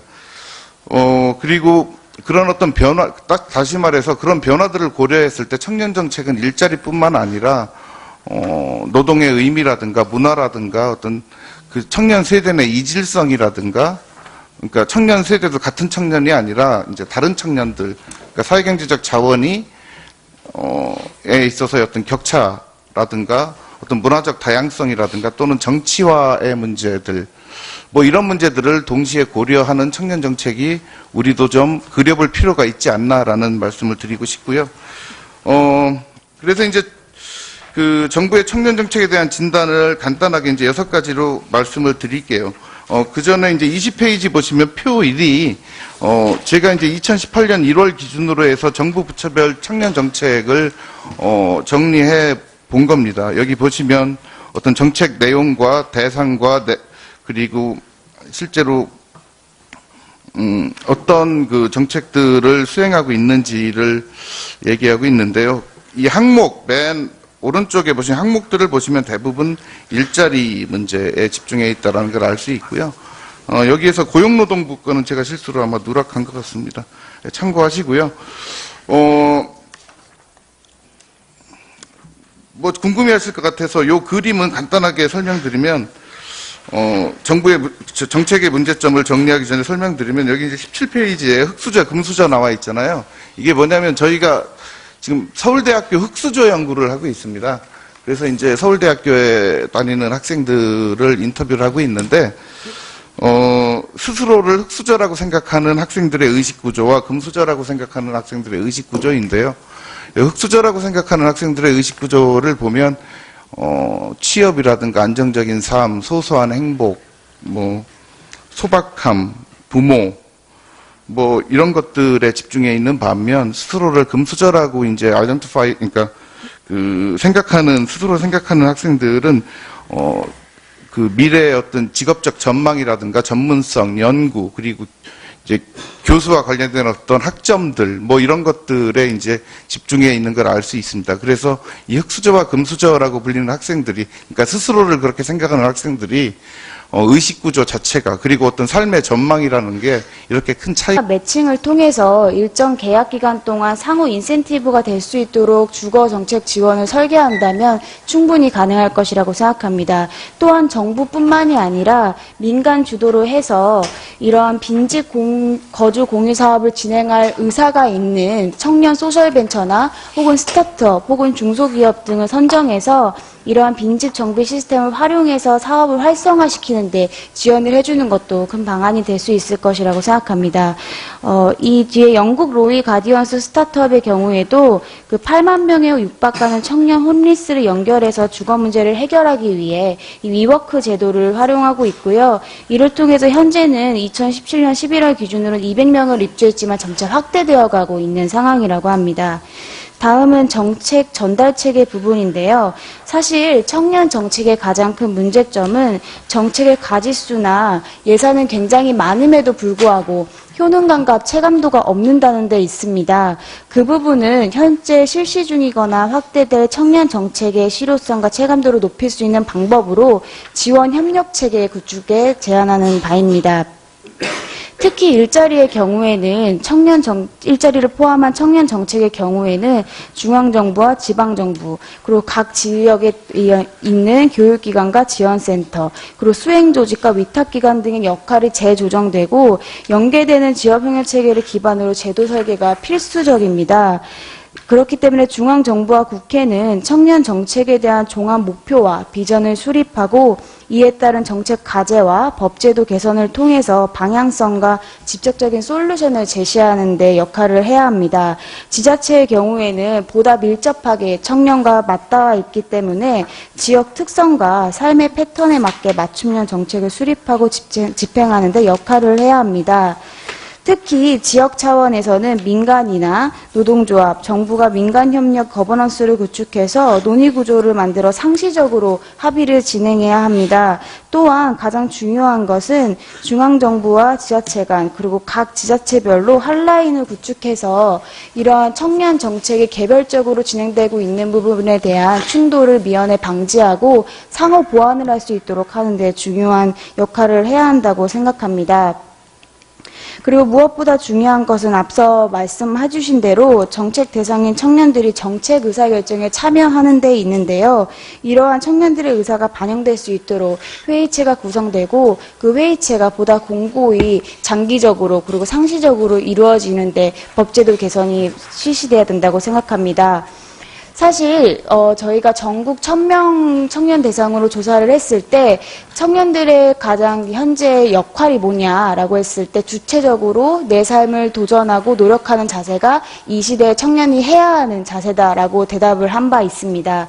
현재 2018년을 살아가는 청년들은 그 어느 세대보다 주체성이 있고 굉장히 도전하고 싶어 합니다. 이런 나답게 그리고 당당하게 청년들이 살아갈 수 있도록 사회 안전망을 포함한 청년 정책의 목표가 집중되었으면 좋겠습니다. 지금 현재 청년 정책이 단순히 청년들이 힘들기 때문에 지원해주자라는 차원이 아니라 보다 자립하고 도전하며 당당하게 살아갈 수 있도록 투자해주고 국가가 청년들을 케어해준다라는 차원의 목표 방향성이 설계되기를 바라는 마음으로 이상 발표를 마치겠습니다. 감사합니다. 네, 우리 송보희 자문위원님 말씀 감사하고요. 주거 안전망에 관해서는 일부 내용이 우리 정부 정책에 포함은 되어 있습니다만 좀 성과가 잘 안 돼서 그러는데 좋은 참고가 될 것 같고요. 지금 말씀한 아까 우리 김석호 자문위원님 말씀한 대로 당장에 어떤 실적이나 성과를 내려고 조급해하지 말고 종합적으로 장기적인 그런 전망과 그런 안목으로 제대로 좀 체계적으로 추진했으면 좋겠다는 같은 말씀을 주신 것 같습니다. 자, 말씀 감사하고요. 다음은 안현종 자문위원님 예, 발표해 주시기 바랍니다. 네, 반갑습니다.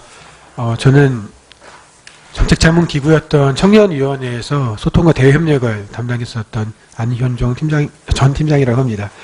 네, 앞서 청년의 미래와 현실에 대해서 고민하시는 특히 여러 의원님 앞에 이런 발언 기회를 얻게 되어 감사하다는 인사를 먼저 전하고 이야기를 드리도록 하겠습니다. 청년 정책에 대한 부분들을 이야기하고 비단 청년 정책뿐만 아니라 다른 정책에 대한 이야기를 하면서 항상 그 정책들은 얼마나 이 국민들이 또 정책 대상들이 인지하고 있는지에 대한 고민들과 내용들을 점검하고자 하는 것들이 당연한 상황일 것입니다. 기본적으로 청년들의 정책 인지에 대한 부분들의 조사들은 매년 이루어져 왔었고 최근에도 고용부에서 작년 12월 달에 청년 고용정책 인지도 조사를 실시한 바가 있었습니다.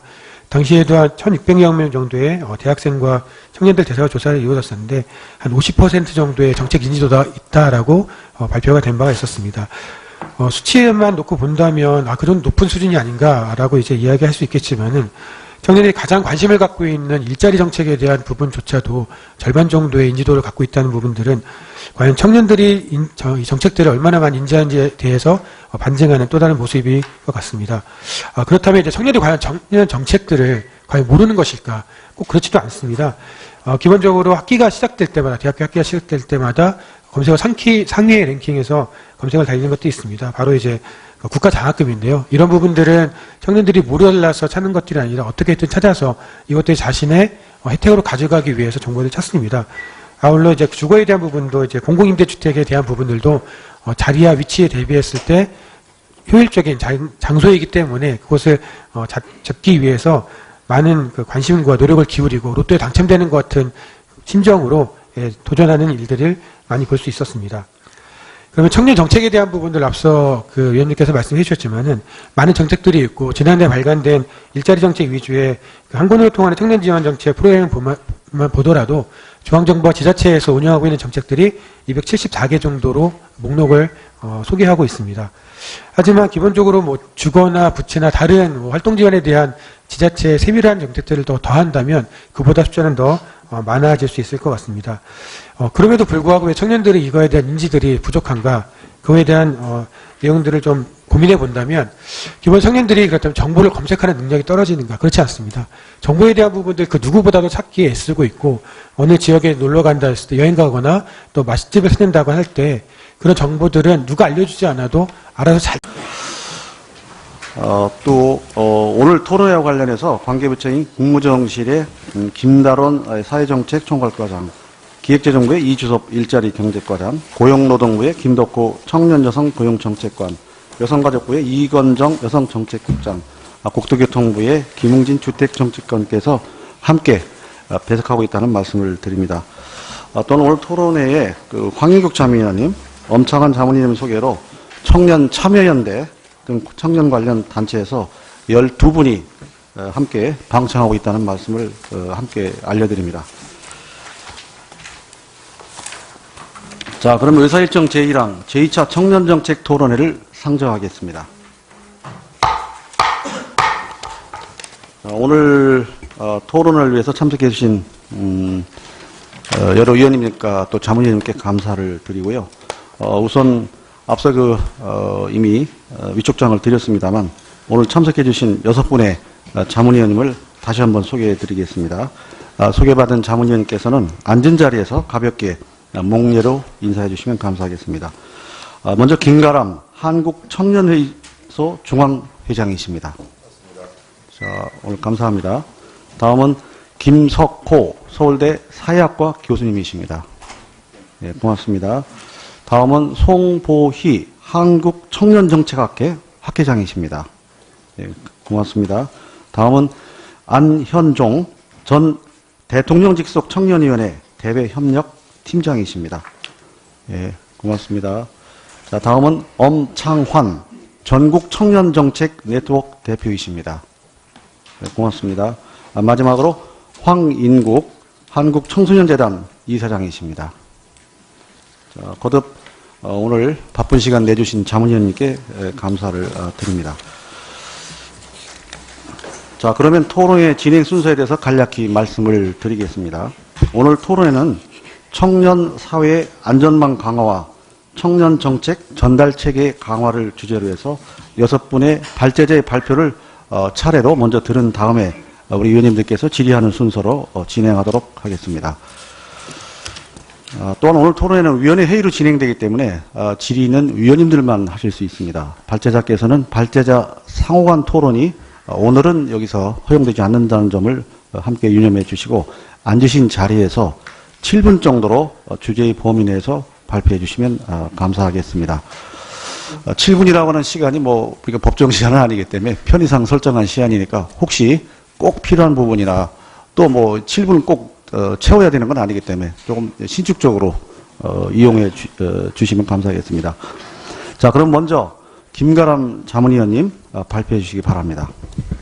예, 반갑습니다. 저 김가람이라고 합니다. 우리 보통 청년회의소가 JC라고 하죠. 예, 저희가 이런 어떤 정책을 연구하는 기관은 아니어서 좀 내용이 좀 부족할 수는 있지만 이 자리에 이렇게 참석한 것만으로도 굉장히 기쁘게 생각합니다. M4 세대라는 말은 다들 알고 계실 거라고 생각합니다. 따라서 실업률 또한 계속해서 증가하고 있는 것 또한 모두가 잘 알고 있는 사실이실 것 같고요. 현재 그 청년 세대 46.5% 정도가 수도권에 밀집되어 있습니다. 그 이유는 수도권에 또 일자리가 집중되어 있고요. 또 그리고 특히 대기업과 관련된 일자리들은 수도권에 많이 집중되어 있는 현실이라고 알고 있습니다. 근데 또 반대로 수도권의 집값은 지방에 비해서 또 많은 격차가 있는 것 또한 사실입니다. 그래서 우리 청년들은 수도권에 또 집중되어 있고 또 집값이나 이런 문제를 해결하기 위해서 그나마 임금이나 조건이 좋은 대기업이나 공공기관으로서 취업이 몰리고 있는 현실입니다. 그래서 집값의 부담이나 청년들의 어떤 부채가 복합적으로 작용해서 청년들의 시름이 깊어지는 것이 현실입니다. 그래서 제안을 해보고자 합니다. 지금 현재 일손이 부족하다고 하지만 또 중소 중견기업들은 반대로 일손이 또 부족한 현실이죠. 그래서 중소 중견기업에 취업한 우리 청년들에게 어떤 혜택을 주게 되면 중소 중견기업에 대한 일손 부족 현상도 해결할 수 있고 우리 청년들의 취업난 또한 해결할 수 있지 않을까라는 생각을 해보았습니다. 그래서 구체적으로 중소 중견기업 취업 청년들을 대상으로 실질적인 세제 혜택 및 주거 부채 부담을 좀 줄여준다면 우리 청년들이 어떤 일자리를 구하는 데 있어서 대기업뿐만이 아니라 조금 더 중소 중견기업에도 많은 관심을 갖지 않을까 생각을 합니다. 현재 시중은행의 전세자금 대출 평균 이자율이 3.2% 정도인데요. 우리 중소 중견기업에 취업한 청년들에게 어떤 그 이자를 약간 보존해 준다든지 그렇다라고 하면 임금 격차도 좀 해소할 수 있을 것 같고 중소 중견기업에 취업하고자 하는 청년들에게도 나름대로 좀 메리트가 생길 것 같습니다. 또한 세금 감면 및 기타 지원에 대해서도 제 발제 자료에 나와 있으니 참고해 주시면 될 것 같습니다. 그래서 여러 가지 해결 방안이 있겠지만 저희는 중소 중견기업에서 반대로 겪고 있는 취업난을 해결함과 동시에 또 중소 중견기업에 취업한 청년들에게 나름대로 이런 혜택을 준다면 두 가지 모두 좀 충족할 수 있는 좋은 기회가 되지 않을까 그렇게 생각합니다. 예, 이것으로 발표는 마치겠습니다. 감사합니다. 네, 시간을 많이 절약해 주셨는데, 하여튼 지금 청년 세대의 경제활동 환경 변화에 대한 실질적인 그 대상의 한 분으로서 어려운 고충을 말씀해 주셨습니다. 하여튼 자 감사하고요. 자 그러면 다음은 우리 김석호 자문위원님 발표해 주시기 바랍니다. 예, 안녕하십니까. 저 서울대학교 사회학과에 있는 김석호라고 합니다. 지금 제가 이제 여기에 오게 된 계기는 지금 제가 이제 서울대학교 사회발전연구소 소장을 맡고 있는데요. 저희 연구소 내에 미래세대 연구센터라는 그 연구 조직을 한 3년 전부터 운영해 오고 있습니다. 그래서 실제 어떤 실질적인 차이가 있다라는 점을 보여주고 있고요. 이게 이제 이런 그림을 보여드리는 이유는 기본적으로 정부의 청년 정책이 조금 보다 좀 중장기적인 전망을 가지고 이런 다양성을 포괄하는 방향으로 나아갔으면 좋겠다라는 바람에서 이제 말씀을 드립니다. 18페이지 보시면 지금까지 마지막 패러그래프입니다. 저는 지금까지 정부가 내놓은 정책의 문제점들을 한 6가지 정도로 그러니까 정리를 했습니다. 첫 번째는 근시안적 접근, 이건 좀 전에 말씀을 드렸죠. 뭐냐면 인구 구조라는 게 2040년 이후에 이제 급격하게 역삼각형 인구 구조로 변할 걸로 예상이 되고 있고, 근데 이제 지금 아까 그 표에서 보신 정부의 정책들은 어떤 단기적인 어떤 대증적 처방, 그러니까 결국에는 어떤 주거 지원이라든가 청년을 고용하는 중소기업에 지원금을 준다든가 또는 일자리 수를 늘린다든가 뭐 이런 처방에 이제 좀 급급하는 경향이 있다라는 거고요. 두 번째는 아까 말씀드린 대로 여러 가지 측면이 존재함에도 불구하고 그런 어떤 일자리 주거 문제에 너무 지나치게 초점을 두고 있는 게 아닌가. 그래서 이제 단면적 접근을 하고 있는 게 아닌가라는 지적을 해놨고요. 세 번째는 이제 연구자로서 느끼는 한계인데요. 실제로 청년 문제를 청년 문제를 많은 분들이 말씀하시지만, 청년 관련된 신뢰할 만한, 자료가 축적되어 있지 않습니다. 한국 사회에. 그래서 이 청년 연구 관련 R&D 예산을 조금 더 배정을 하고 그런 연구 결과들을 축적해서 정책으로 이어지게 하는 선순환이 필요하다라는 생각을 가지고 있고요. 다시 말해서 좋은 자료의 축적 없이는 효과적인 청년 정책을 기대할 수 없기 때문이겠죠. 그리고 그 다음으로는 비체계적 접근이라고 했는데, 이거는 여기 이제 편집이 좀 잘못된 것 같은데, 앞에 뒤에 표에 보시면, 이 정부의 정책이 23페이지 표 2 한번 보십시오. 23페이지 표 2 보시면, 청년 지원 정책인데 사실 비슷한 일을 하고 있는 겁니다. 아마 각 부처는 서로 다른 일을 하고 있다라고 생각을 하시겠지만, 실제로 어떤 정책의 내용이라든가 어떤 효과라든가 기대 효과라든가 이런 것들이 좀 중복이 심하다라는 말씀을 드리고 싶고요. 그리고 따로 설명을 안 드려도 이 청년 정책이 지나치게 중앙 수도권 중심적이라는 거고, 그렇다고 해서 지방의 청년들을 고려하지 않는다라는 게 아니고, 그 지역의 어떤 특색이라든가 그 지역으로 청년 인구를 유인할 수 있는 정책들이 부족하다라는 지적을 할 수 있겠습니다. 그리고 6번째로는 마지막으로 말씀드리면, 이 청년들을 지나치게 정책의 수동적 수혜자로 보는 경향이 있습니다. 근데 이제 지금 청년 문화나 청년의 어떤 정치 참여 양상을 보시면, 청년들이 어떤 대안적 문화 활동이라든가 어떤 사회적 가치에 입각한 사회적 경제라고 하는 여러 가지 이제 방식으로 기존의 어떤 운동의 문법과는 다른 문법으로 정치 조직화해 나가고 있습니다. 그래서 이 정치권, 정책 결정 과정에서 항상 과소대표될 수밖에 없는 이 자신들의 문제를 스스로 해결하고자 노력하고 있는데요. 실제로 그들에 대한 어떤 지원이라든가 청년 시민사회 활성화에 관한 그 정책들이 전무하다라는 말씀이고요.